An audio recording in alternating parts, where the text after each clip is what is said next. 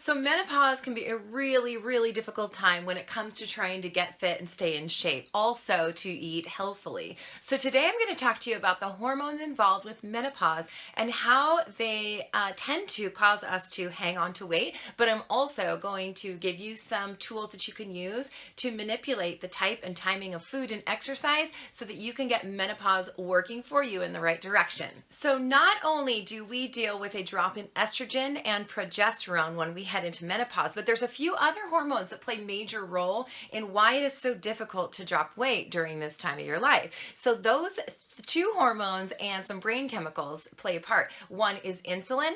That is a hormone that is primarily responsible for taking care of the sugars in our bloodstream. There's also cortisol. Cortisol is our stress hormone. And on top of that, we have some brain chemicals called dopamine, serotonin, and GABA. Dopamine is our feel-good brain chemical. Serotonin is kind of our self-esteem chemical, and then we have GABA, which is sort of our relaxation chemical. So I'm going to go into a little detail on those and explain to you how they all play a role in menopausal weight gain. The hormone of insulin is a hormone that deals with the sugar in our bloodstream. When we eat a starchy carbohydrate such as rice, potatoes, pasta, cereals, maybe even just straight out candy, cookies, and straight sugar, as well as high sugar fruits, insulin is pumped out to deal with the sugar that's in the bloodstream. It takes the sugar from the bloodstream, stores it in the muscle and the liver to be used as a fuel source later. If those sugars aren't used as a fuel source later, they're stored as fat. So what happens when insulin is in the bloodstream is that fat burning doors are shut down. The larger the dose of sugars that you take in, the more insulin is present and the longer those fat burning doors are shut down. Now, when we enter menopause, the problem here is that estrogen and progesterone have declined, which increases the amount of insulin that the body produces. And again, as I said, insulin is a fat storage hormone. So if our body is increasing the amount of insulin, we are increasing the duration of time that our fat burning doors are shut, which means it's a lot easier to gain weight. The other issue here is that when we enter menopause, we become what's called insulin resistance, which means that our body is producing insulin, but the insulin is resistant to doing its job of getting sugar out of the bloodstream. So the sugar in our bloodstream builds and builds higher and higher, and this is what causes many menopausal women to become diabetic after entering menopause. So the other issue with having insulin high in the bloodstream is that this stores belly fat. There are 4 times more belly fat receptors or fat receptors in the belly, which means that we easily store fat in the belly with all this excess insulin. And now we have all this excess sugar building up at the bloodstream. It doesn't have anywhere to go, and if we're not using it up, it's again stored as fat. So it's kind of a bit of a double whammy. Insulin also tends to increase our hunger levels and cravings. So we need to deal with insulin as one of the hormones during menopause. The other hormone that has a major impact on us during menopause is called cortisol. Cortisol is our stress hormone. Again, we have 4 times more cortisol receptors in the belly fat than anywhere else in the body. And this is a very large reason for why women tend to store weight in the midsection. Now, you might think that you're not stressed. However, our resilience to stress as we enter menopause decreases drastically. So you might find that you get more anxious, more almost depressed, almost a little more edgy during menopause. This is because of our resistance to, or our tolerance for cortisol has decreased quite a bit. So that means that our susceptibility to the effects of cortisol storing fat is a lot greater.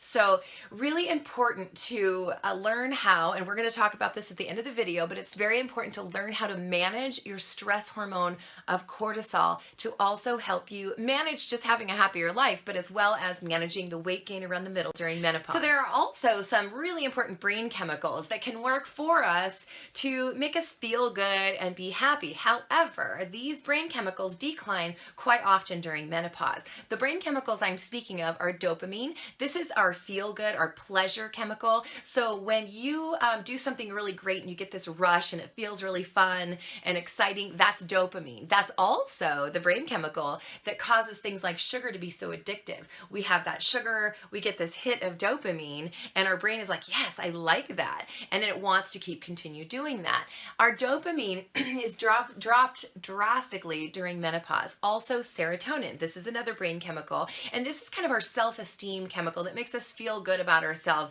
It's the one that keeps us from being depressed. So this is why during menopause, as it's declining, a lot of women find that they sink into depression. So we need to learn how to keep our serotonin levels high. Another brain chemical is called GABA, G-A-B-A. So GABA is kind of a relaxation brain chemical. And as I mentioned in the cortisol section of this video, that we need to really work on this relaxation aspect during menopause. So those three brain chemicals are really important to learn how to kind of regulate ourselves and regulate our fat storage during menopause. So the decline of these brain chemicals is the reason that we find ourselves having more hunger, less satisfaction, mood swings during menopause. And so in order to, this is, during a time when fat storage is at an all-time high for most women. So we need to learn how to manage these brain chemicals so that we're not driven to eat maybe when we're in a low mood and we need something to pick us up,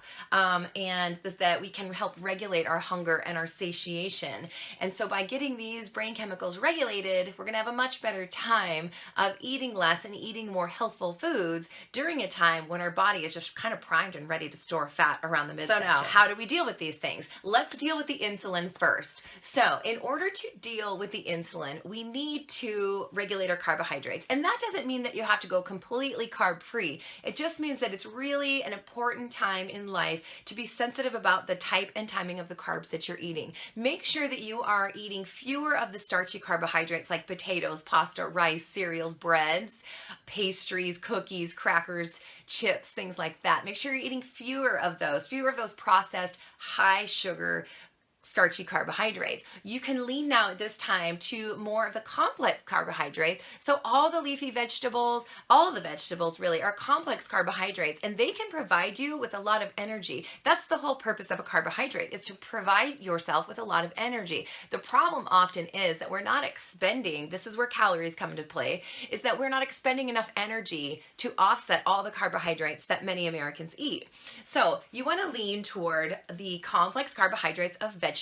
There's also some kind of middle of the road carbohydrates that you can eat when you need a little more energy, or you're just kind of craving that carbohydrate feel, and you can eat these right after your workout. That is the best time for you women to eat the carbohydrates that are going to give you more energy, because your body's going to use those carbohydrates and they're going to use them to refuel what you just put out in the gym. So those carbohydrates are kind of middle of the roads, and they're called medium digesting carbohydrates. Those are things like squashes, sweet potatoes, pumpkins, quinoa. It has a high level of protein and fiber, and so it's a little bit slower to digest than, say, just plain old white rice. Lentils, beans, those are a little bit slower to digest. You want to, of course, eat those in moderation, but those are a few tricks for you to help to regulate your insulin. Okay, so cortisol is a biggie for menopausal women. All of my clients that I know are heading into menopause, I really recommend that they really implement a strong plan for rest and recovery workouts. And I know that seems kind of counterintuitive, because you're thinking, but I got all this extra fat in my midsection, I need to burn some calories, and I'm not going to do that by walking. But a lot of that extra weight is coming from your inability to process the cortisol, as I mentioned before. So the way to do that through exercise is to incorporate rest and recovery exercises such as slow leisure walking as often as possible. Preferably, if you could do this outside, your body's going to take in nature and you're just in a much more relaxed environment. So anytime you can create a relaxed environment for yourself, and make a mental note that this is what you're doing for yourself, because your brain will receive that and put out the right brain chemicals that we talked about earlier to put you in the state of relaxation. So leisure walking, massage, hugs, hot tubbing, tai chi, yoga, prayer, meditation. Now you might think that these aren't exercises, but they really are. They're a way to put yourself in a state of relaxation. Baths, excellent source for causing you to relax. So maybe lavender baths in the evening. Just really create a plan for yourself that is just about you and taking care of you and taking care of the stress response. I want you to start getting in touch with what it feels like when that stress response rises up. Maybe you something at work happens and it tenses you up, and you can feel your blood pressure increasing, and you can feel the angst inside, and you can feel your heart rate raising. Maybe somebody says something really mean and you can actually feel your legs shaking. Those are all signs of cortisol being produced. And anytime you feel that, I want you to kind of have that be a trigger to back it off and say, no, I am not willing to let this issue raise my cortisol and therefore store belly fat, if that is your goal. So really come up with a plan that every single day you are doing something to help yourself relax. Now, insulin and cortisol play together in an interesting way. The deal here is that every time the body produces a big surge of this cortisol stress hormone, it also dumps sugar into the bloodstream. And the reason for that is because your body is wondering, is this stress something I'm going to have to run from? If your body has to start sprinting, say from the lion, for example, it's going to need sugar as a quick fuel source to get you ready to go for that sprint, right? So the problem is we've had this stressor. We've just dumped sugar in the bloodstream. And as we learned before, when there's sugar in the bloodstream, insulin is produced to take care of that sugar. Now, as a menopausal woman, you also know that that insulin isn't necessarily doing its job. So you are still getting the sugar dumped into the bloodstream, you're still under stress, and you are having this dose of insulin come out, which, as we know, is a fat storage hormone. So you kind of just put yourself into this like triple whammy situation of fat storage. I know it seems unfair, but now you have some tools that you can apply to help this to not happen. So by really grabbing hold of those stressful moments, you can reduce that dumping of sugar into your bloodstream and that dumping of insulin and that triple situation of fat storage. So I really encourage you to find some things that you can do every single day. Identify situations that cause you stress and figure out how you can remove those either from your life or how you can have a little more control about when you're entering into those situations. And I'll just tell you that many times it's just a mindset. If you're going into what you know is always a stressful situation, and you can create a mindset for you that you are untouchable in that situation, it's going to do a lot to help fat storage due to this cortisol buildup. All right, now we got to talk about those brain chemicals. You might be wondering, how can I affect my brain chemicals? Because they're so powerful and they're so out of my control, but they're really not. So one of the things you can do is by controlling the stress we just talked about, that's really going to help your brain chemicals. Another thing you can do is get these hits of dopamine and serotonin naturally through exercise. Make sure exercise is a regular part of your life, because every time you exercise, you get this dopamine hit, especially if it's things you really enjoy. I feel that you can, if you're out there doing your walk and you've designated, this is a walk that I'm doing for me and I'm going to take care of me and this is going to make me happy, that right there will signal a dopamine hit. Did you know that smiling, these muscles, by contracting your smiling muscles, can also create dopamine? So you want to set yourself up to be in the best possible, most enjoyable environments you possibly can. This might take sitting down and kind of itemizing what situations are most enjoyable in your life and which are less, and trying to reduce those and increase those. Maybe your grandkids are just the best thing ever, and that is just a full day of dopamine for you. Spend more time with those grandkids. Here's a little trick for you to help you increase dopamine and serotonin, as well as reducing your cravings. So this is a simple little recipe. Now, it has been proven that cocoa, natural unsweetened cocoa powder, as dark as you can find it, is great for fulfilling those dopamine receptors in the brain. You've got these little receptors that are waiting for the dopamine chemical. When you take in cocoa powder, it fills those dopamine receptors in the brain, so your brain says, oh, I got it, I got a hit. Often when those dopamine receptors are fulfilled, you don't feel like you need to satisfy yourself with high sugar foods and salty foods and processed foods.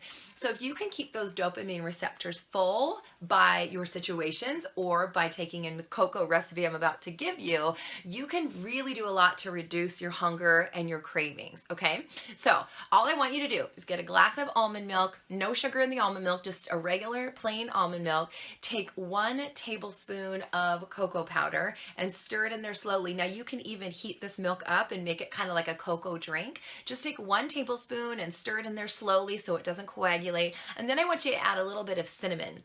to that. Cinnamon is an excellent blood sugar regulator, and as we talked about before, your body as a menopausal woman is not the best at regulating that blood sugar with insulin, right? So we're going to take that 1 tablespoon of cocoa powder, put it in some almond milk, add a dash of cinnamon. You might even try blending this up in a mini blender, and it'll make it nice and frothy. Drink it slowly, and not only will you be balancing your blood sugar, you'll be filling your stomach, because cocoa powder and the almond milk can be filling, but you also will be giving your brain that dopamine hit. So if you have particular times of day when you feel really cravey, or it's been a very stressful day and you know you're probably going to be driven to satisfy those stresses with food at night, then I want you to kind of use this as sort of an intervention and try this cocoa drink before you feel that craving coming on, before it kind of takes over. So look at your days and find out which times of day, or what days of the week, or what days of the month, whatever it is. This works really well during the week before your period as well, because it's going to satisfy some of those cravings. So give that a try, and now you are armed with all kinds of ammo for dealing with the menopausal weight gain. I want you to schedule these things out, jot these things down, put them on your calendar, and figure out how you can pluck in your lower carbohydrate days, how you can put those carbohydrates after your workouts. How can you add in every single day, if not multiple times a day, stress reducing activities, and how can you incorporate these brain chemicals with exercise and with this cocoa drink to get the most impact out of the situation you're in these days.